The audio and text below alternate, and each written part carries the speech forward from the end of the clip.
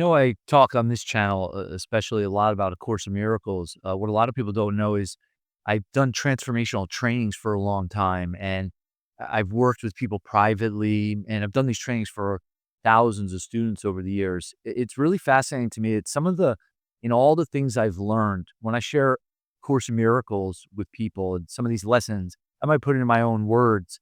It's some of the most impactful things. Watching people's reactions or like how it really lands and hits them, and it affects them, moves them. So we're doing the lessons again in our house.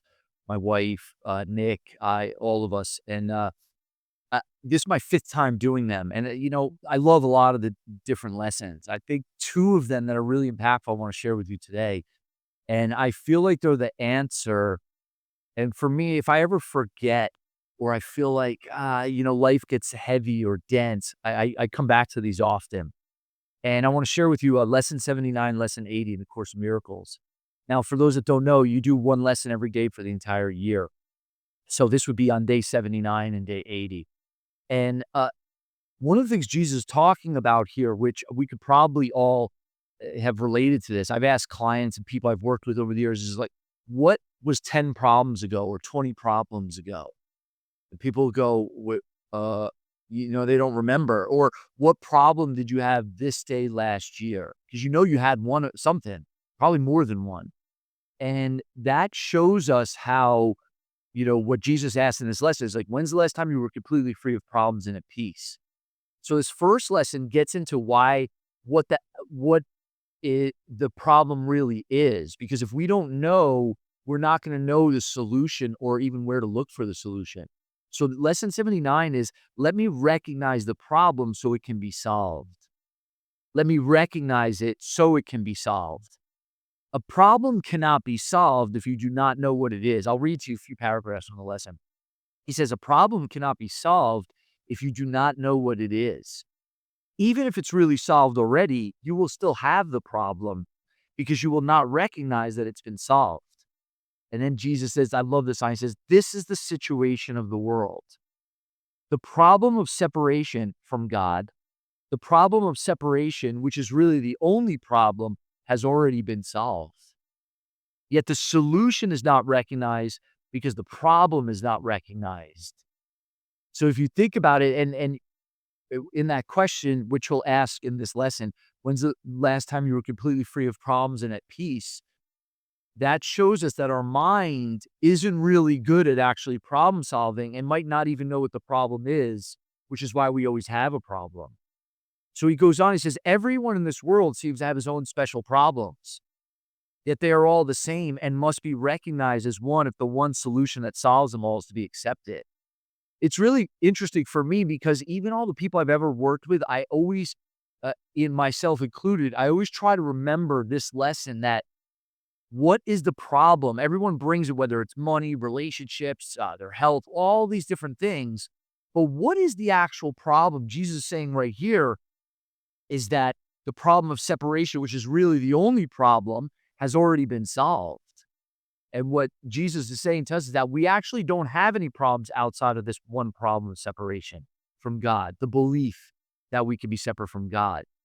Now, as I share that with you, I want you to see if you can notice the trickery of the mind, because the mind's gonna be like, no, no, no, I really do. No, that situation with this person or that situation with money or whatever it is, it really is a problem. But if you listen as he goes on, he says, everyone in this world seems to have his own special problems, yet they are all the same and must be recognized as one if the one solution that solves them all is to be accepted. Who could see that a problem has been solved if he thinks the problem is something else? Even if he's given the answer, he cannot see its relevance. That is the position in which you find yourself now, all of us. You have the answer, but you're still uncertain about what the problem is. A long series of different problems seems to confront you, and as one is settled, the next one and the next arise. There seems to be no end to them. There's no time in which you feel completely free of problems and at peace. I mean, who could deny that this is their experience? How many problems have we had? It seems never ending. There are some people that literally live every waking moment of their life in problems. So When Jesus goes on in paragraph 4, he says, the temptation to regard problems as many is the temptation to keep the problem of separation unsolved. So it's a temptation of the ego so that we never really solve the problem.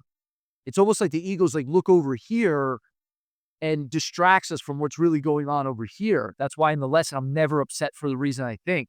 And one of the ego's mottos is seek but do not find. It never wants you to find the solution. So he goes on, he says, the temptation to regard problems as many is the temptation to keep the problem of separation unsolved. The world seems to present you with a vast number of problems, each requiring a different answer. And he goes on, he says, this perception places you in a position in which your problem solving must be inadequate and failure is inevitable.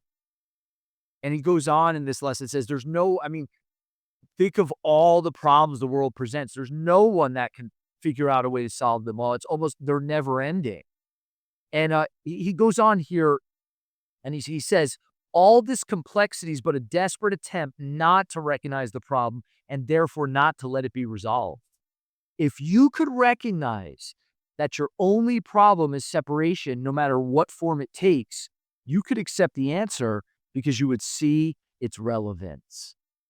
So if we could actually see that, if you could recognize that your only problem is separation from God, no matter what form it takes, you could accept the answer because you would see the answer in every situation.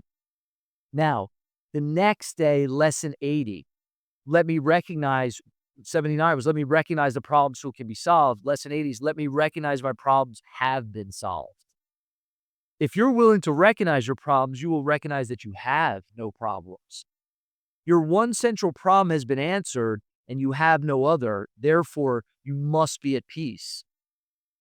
Salvation, awakening, healing thus depends on recognizing this one problem and understanding that it's been solved. One problem, one solution, salvation is accomplished, freedom from conflict has been given you. Accept that fact and you're ready to take your rightful place in God's plan for the awakening of all minds. But we have to perfect the lesson for ourselves, because if we don't, what Jesus says earlier in the text, we're no use to him in teaching other minds to wake up and heal. Your only problem has been solved. And he goes on, he says, you're entitled to peace today. He says, you have recognized your only problem. And he goes on, and this is really important. He says, a problem that has been resolved cannot trouble you.